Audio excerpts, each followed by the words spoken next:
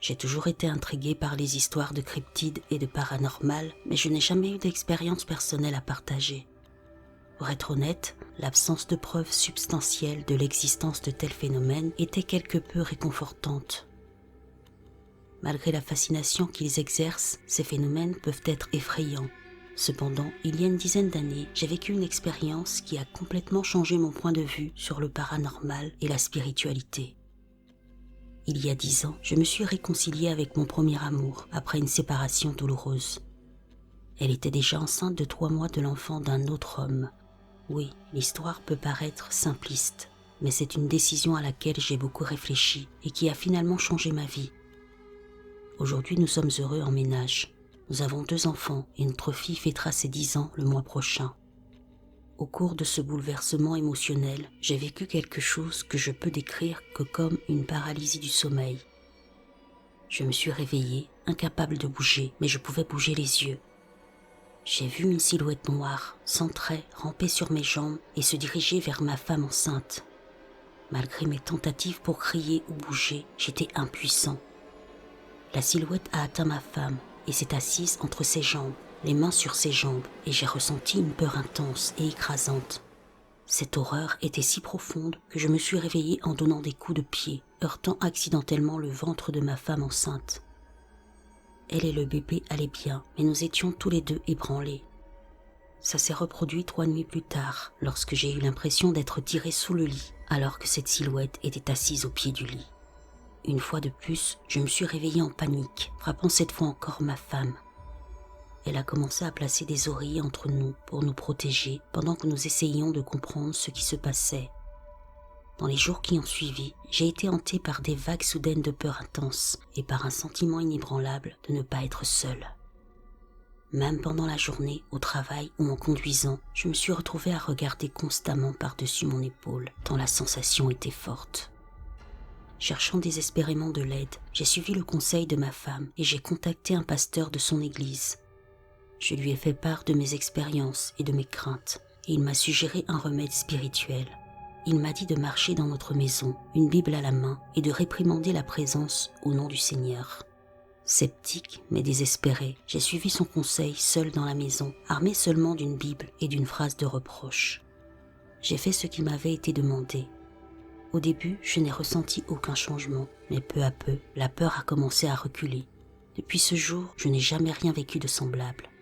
Je ne peux pas donner d'explication scientifique à ce que j'ai vécu, mais ça a été une puissante confirmation personnelle que notre monde est plus vaste que ce que nous pouvons percevoir avec nos sens.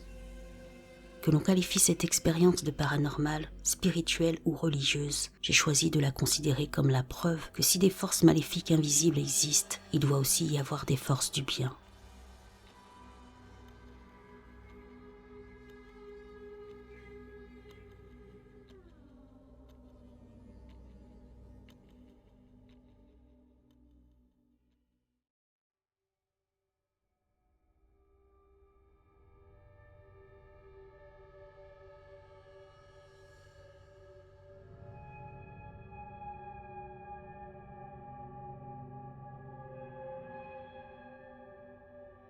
Pour planter le décor, c'était avec ma femme, notre fils de 2 ans et moi-même, dans un appartement avec une chambre à coucher.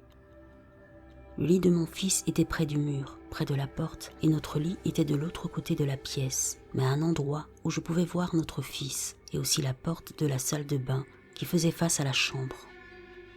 Tout a commencé par des sentiments négatifs mineurs. À chaque fois qu'on entre dans l'appartement, on sent que quelque chose ne va pas, des mauvaises vibrations dans tous les sens. Une nuit, alors que nous dormions, je me suis réveillée avec l'étrange sentiment que notre fils de 2 ans faisait quelque chose qu'il n'aurait pas dû faire. La pièce étant complètement sombre, je me lève pour jeter un coup d'œil autour de moi et presque immédiatement, une petite ombre attire mon attention. Je pense que c'est mon fils. Il se tenait à l'entrée de la salle de bain et me regardait, puis il est entré là-bas en faisant un pas de côté hors de ma vue. Je réveille ma femme et lui demande « Réveille-toi, pourquoi notre fils n'est-il pas dans son lit? Comment est-il sorti ?»« Mais qu'est-ce que tu racontes? Il dort dans son berceau ?» Mes yeux se sont finalement adaptés à l'obscurité et je le vois qui dort paisiblement dans son berceau. Mon cœur commence à s'emballer à ce moment-là, car j'essaie de comprendre qui je viens de voir entrer dans notre salle de bain. Je sors donc du lit et me précipite là-bas, prêt à attraper cette personne. J'allume la lumière, mais la pièce est vide. Il n'y a que moi qui regarde mon reflet dans le miroir. J'éteins la lumière et je retourne me coucher, confus et pas très sûr de ce que j'ai vu. Quelques nuits plus tard, je réfléchis encore à ce qui s'est passé. Je suis là dans le lit, à côté de ma femme, avec mon fils qui dort profondément. Une fois de plus, je me réveille avec ce sentiment étrange que nous sommes observés. J'ouvre les yeux, mais mon corps ne répond pas. Je suis paralysée, piégée dans mon propre corps. Mes yeux parcourent la pièce, je regarde la porte de notre chambre, et ce que je vois me terrifie. Il y avait cet homme à la porte. On aurait dit un être d'un autre monde dans un corps d'homme. Il était plus ombre que détail, et sa posture était courbée, comme s'il essayait d'être tranquille, comme s'il traquait sa proie. L'homme de l'ombre commence à s'approcher de moi. Il se rapproche de notre lit, mon esprit s'emballe et je me dis, cette nuit est la bonne, un envahisseur est entré dans notre maison et j'étais le seul à être réveillé. Je commence à planifier mon attaque et ce que je vais faire pour défendre ma famille, mais mon corps est toujours immobilisé. L'intrus fait alors l'impensable. Il pose un pied sur mon lit, puis l'autre, et commence lentement à monter de plus en plus haut sur le lit. Il se tient au-dessus de moi, et dans ce moment de peur rapide, j'ai pu me dégager et donner un coup de pied en direction de l'homme de l'ombre, espérant le prendre par surprise et prêt à bondir sur lui. Au moment où j'ai donné mon coup de pied, j'ai senti le poids de ma couverture s'envoler. Je n'allais pas attendre d'entendre le bruit sourd qu'il fera en retombant. J'étais en état de lutte ou de fuite, et ma seule préoccupation était de sauter sur cette chose aussi vite que possible et de mettre ma famille à l'abri. Mon violent coup de pied a réveillé ma femme. En panique, je me lève prêt à bondir quand je vois qu'il n'y a personne. « Qu'est-ce qui se passe ?» me dit ma femme. « Il y avait un homme dans notre chambre. Je lui ai donné un coup de pied. Il est juste là. » La chambre est vide et sombre. Pas d'homme, pas d'intrus, pas de bruit. Le silence est rompu par ma femme qui me dit de vérifier le reste de l'appartement. Et après avoir regardé autour de moi, il n'y avait personne. Je me suis recouchée et j'ai essayé de dormir, mais l'adrénaline était toujours présente et le sommeil n'était pas vraiment au rendez-vous. Quelques mois après cet événement, nous avons décidé de déménager et d'emménager dans un endroit plus grand. Et depuis, il n'y a plus eu de mauvaises vibrations dans l'appartement. Pas d'homme de l'ombre, pas d'enfants étranges. Juste nous trois, heureusement.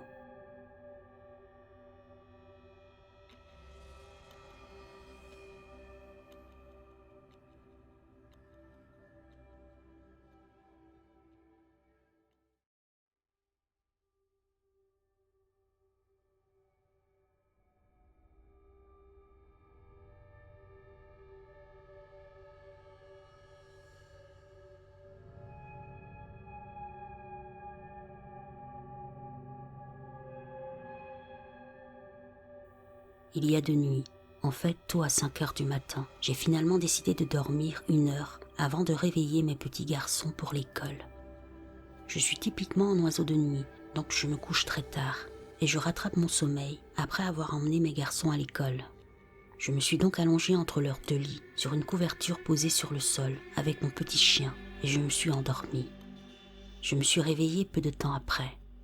Je sais que j'étais lucide, car j'ai regardé l'horloge en face de moi, et il était 5h30 du matin.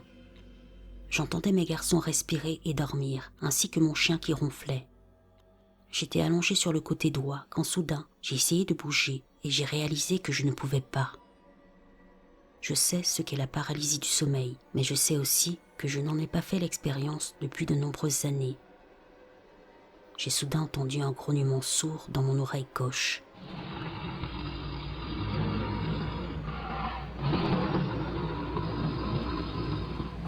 Maintenant, pour ceux qui se disent immédiatement « c'était votre chien », laissez-moi vous assurer que premièrement, il était en face de moi sur le côté droit en train de dormir. Et deuxièmement, je sais à quoi ressemblent les grognements de mon chien, et ça ne ressemblait en rien à un grognement normal.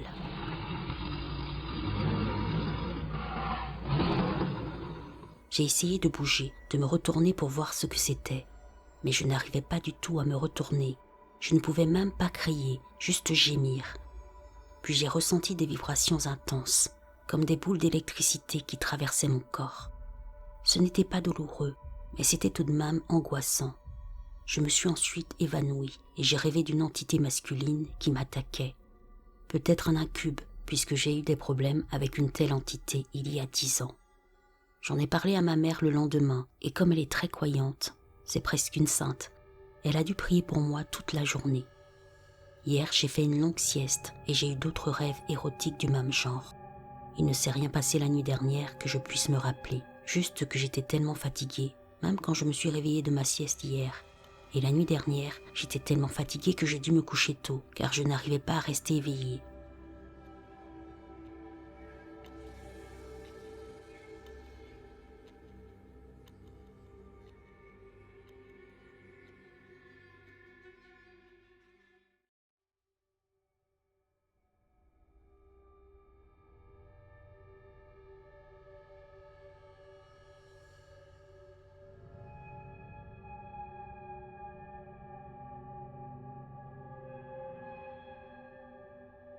Avant l'année dernière, je n'avais jamais eu d'expérience de paralysie du sommeil. J'avais fait des cauchemars assez vifs et même quelques rêves lucides, mais je n'avais jamais été incapable de bouger après m'être réveillée, ni continuer à voir des choses. Cependant, tout a changé lorsque j'ai emménagé dans un nouvel appartement. J'ai emménagé dans un nouvel appartement en juillet dernier. Je me suis toujours considéré comme un homme de science. Je ne crois pas aux fantômes et je pense que tout peut être expliqué logiquement par la science et la raison. Les expériences suivantes m'amènent à remettre un peu cela en question. Environ 3 mois plus tard, j'ai eu ma première expérience de paralysie du sommeil et je m'en souviens très bien. J'ai l'habitude de dormir la tête sous ma couette, surtout s'il fait froid dehors. Je me suis réveillée et j'ai entendu quelqu'un ouvrir la porte de mon appartement. Quelques secondes plus tard, la porte de ma chambre s'est ouverte en grinçant. J'ai ensuite entendu des pas traînants, comme ceux d'une personne qui ne lève pas les pieds lorsqu'elle marche, passer la porte et s'arrêter juste à côté de mon lit. J'étais sûre que quelqu'un se trouvait là et qu'il allait me faire du mal.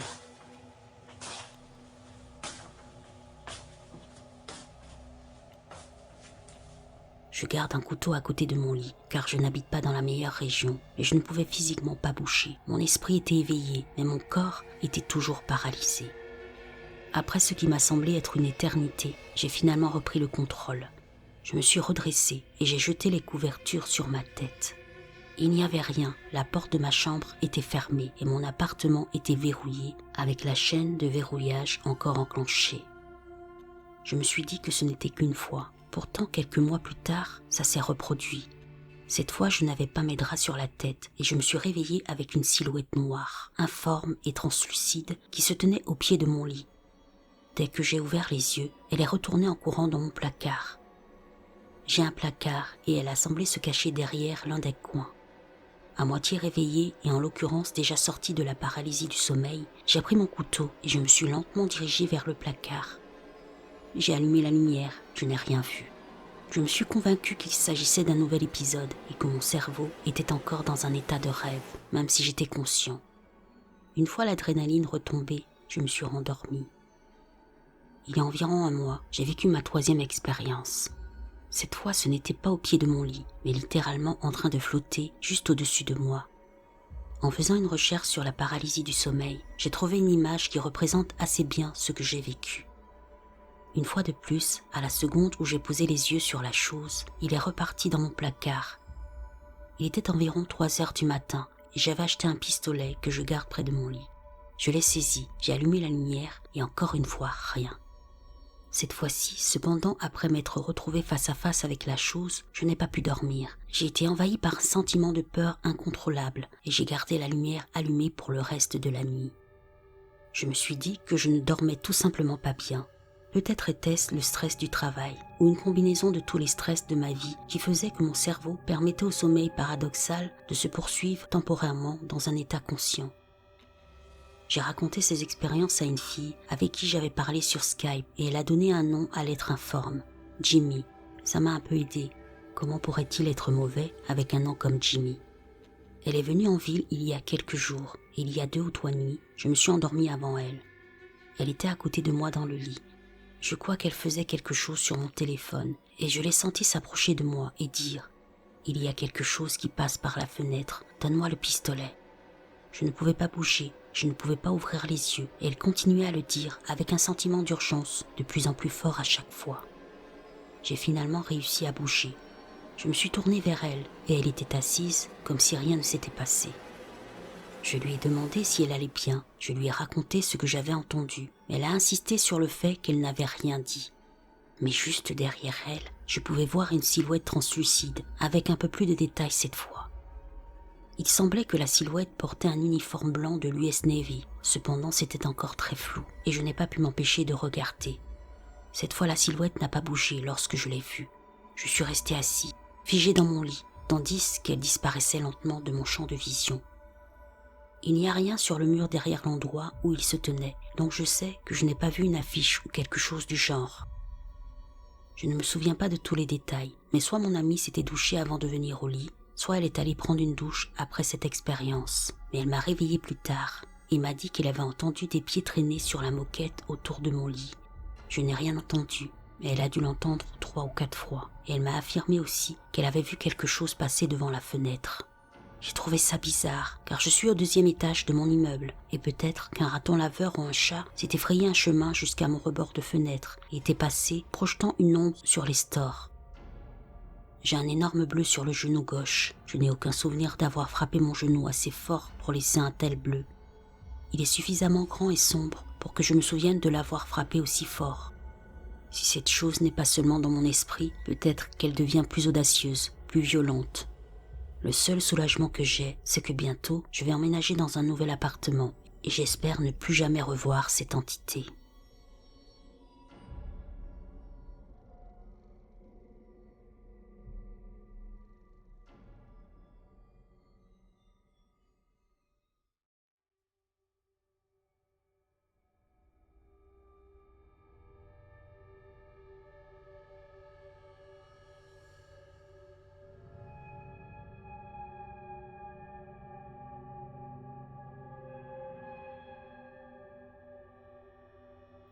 Je me souviens très bien qu'à l'âge de 4 ans, mon petit frère et moi partagions une chambre avec 2 lits jumeaux.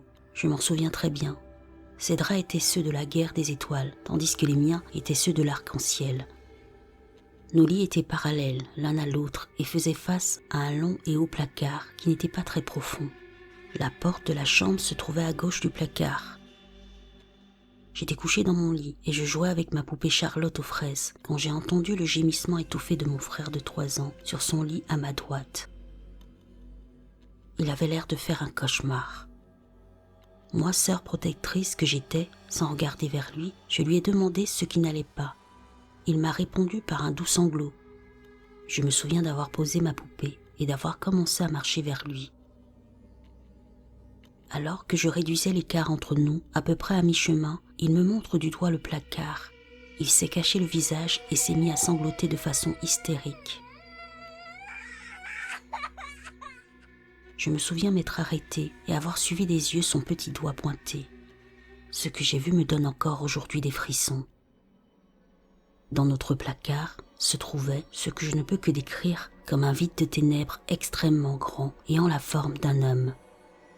Il mesurait bien plus d'1,80 m et semblait porter une sorte de trench coat qui lui arrivait aux genoux. Il avait ce qui ressemblait à une tête de western d'antan, petite mais arrondie. Il n'y avait pas de détails, seulement les contours. Mais son visage, à la place des yeux et de la bouche, il y avait des couleurs tourbillonnantes, comme de l'énergie ou des vagues de chaleur ou quelque chose comme ça. Honnêtement, je ne sais pas comment le décrire autrement. Sa bouche, où les tourbillons d'énergie colorée à l'endroit de la bouche étaient grandes ouvertes, comme s'il nous criait dessus à plein poumon. Mais nous n'entendions aucun son. En y repensant, nous avions une étagère en haut de ce placard, mais il se tenait à travers. Il n'y avait pas d'autre issue possible. Mais ce n'est pas ce qui était le plus effrayant. Sur le sol, à côté du genou droit de cet être, se trouvait une autre créature. Lorsque j'ai vu cette créature, j'ai libéré tout ce qui se trouvait dans ma vessie. Je me suis pissé dessus. J'étais terrifié au point d'être paralysé, et pourtant je me tenais debout, figé de terreur, au milieu de notre chambre à coucher. On aurait dit qu'il était sur le point de s'élancer dans une course. Il était à 4 pattes et semblait sur le point de se mettre à courir droit sur moi. Il avait la forme d'un homme, mais il était plus petit et plus animal. C'était comme si l'homme plus grand le retenait. On aurait dit qu'il promenait un chien. Ma mère et mon père ont dû entendre les cris. Je me souviens qu'ils ont pris l'un d'entre nous pour calmer nos peurs. Croyez bien qu'une fois que j'ai pu le faire, mes poumons ont lâché le plus horrible des cris à vous glacer le sang.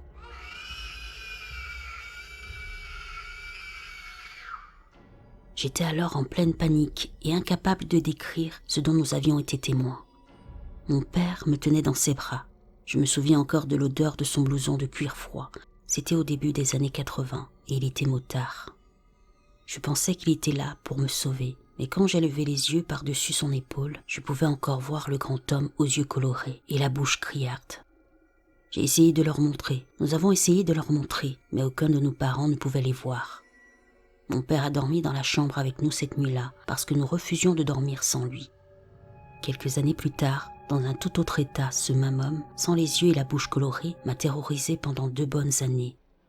À ces moments-là, je dormais et je me réveillais paralysée. Cette fois, il était fait d'une obscurité totale. Il était toujours là, semblait-il, debout dans le coin de ma chambre, me regardant dans mon lit ou glissant dans le couloir devant ma porte, tournant la tête pour me regarder en passant, jetant un coup d'œil dans l'embrasure de ma porte, mais comme s'il était couché sur le plafond. Sa tête et son chapeau dépassaient le côté supérieur gauche de la porte avant de glisser lentement vers l'arrière. Pour tout vous dire, j'étais vraiment traumatisée. Je faisais des cauchemars terrifiants dont je suis persuadée à 100% qu'ils étaient dus à cette maladie. Il s'agit plutôt de terreurs nocturnes. Par exemple, l'une de ces terreurs nocturnes était qu'il ou elle enfonçait un crochet à viande dans ma sœur et la suspendait à la porte de notre salle de bain. J'ai également rêvé de ces petits êtres encapuchonnés qui sortaient d'un trou sous un chêne vivant géant dans notre arrière-cour et qui attrapaient des chats pour les manger. Le moins que l'on puisse dire, c'est que mon enfance a été terrifiante. Pourtant, je n'ai jamais été autorisée à regarder autre chose que des dessins animés et des choses comme Fraggle Rock. Je n'ai donc pas été influencée pour autant que je m'en souvienne. Personne ne me croyait, sauf mon frère. Je sais que ça semble bizarre, mais j'ai appelé l'homme Cottonhead. Je ne sais pas trop pourquoi, mais tous les soirs je pleurais et je suppliais mon père de ne pas me mettre au lit parce que Cottonhead allait venir. Et tous les soirs il me disait « Ce n'est qu'un rêve ».